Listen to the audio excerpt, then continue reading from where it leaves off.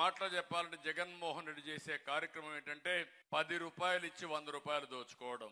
నేను ఇచ్చిన కార్యక్రమం 10 రూపాయలు ఇచ్చి ఇంకా అవసరమైతే 15 రూపాయలు ఇచ్చి 100 రూపాయలు సంపాదించే మార్గం మీకు చూపిస్తా. 100 రూపాయలు సంపాదిస్తే అక్కడి నుంచి 1000 రూపాయలు సంపాదించడం పెద్ద కష్టం కాదు. తెలివి కొంతమంది సొత్తే కాదు, ఆ విషయం మీరు గుర్తుపెట్టుకోవాలి. మొట్టమొదటిసారిగా అనిపిస్తుంది 10 రూపాయలు సంపాదిస్తే 10 రూపాయలు 100 రూపాయలు సంపాదిస్తుంది.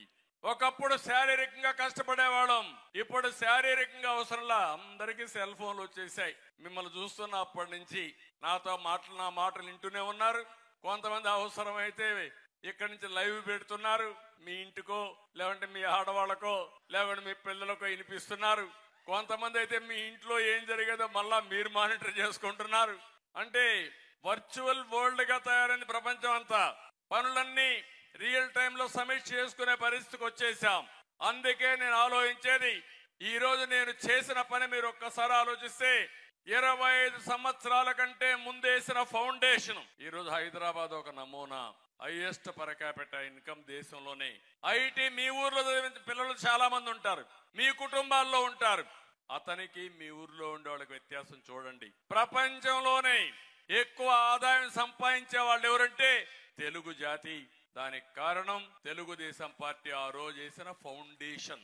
ఇప్పుడు నా ఆలోచన ఒకటే, అది కొంతమందిని చేయగలిగాం. ప్రతి ఒక్క వ్యక్తిని పేదరికం నుంచి ఎందుకు పైకి తేకూడదు, అది చేయడం కోసమే P4 ఫార్ములా. P3 అనేది పబ్లిక్ ప్రైవేట్ పార్ట్నర్షిప్ అనేది సంపద సృష్టించడానికి పనిచేసింది.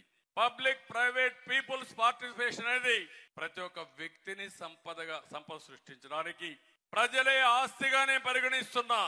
ఇంట్లో 5 మంది ఉన్నారు, వాళ్ళకు భూములు లేవు. ఈ 5 మంది ఆస్తిగా పరిగణించి ఆదాయాన్ని ఎట్టు పెంచాలో ఆలోచిస్తున్నా. అది సాధ్యమని నిరూపిస్తాం. అందుకనే నేను మిమ్మల్ని అందరూ ఒకటే కోరుతున్నా, నా ప్రాధాన్యత పేదరిక నిర్మూలనలో కూడా మొట్టమొదటిగా ఈ వెనుకబడిన వర్గాలను పైకి తేవడమే నా లక్ష్యం అని చెప్పి కూడా నేను మీకు తెలియజేస్తున్నా.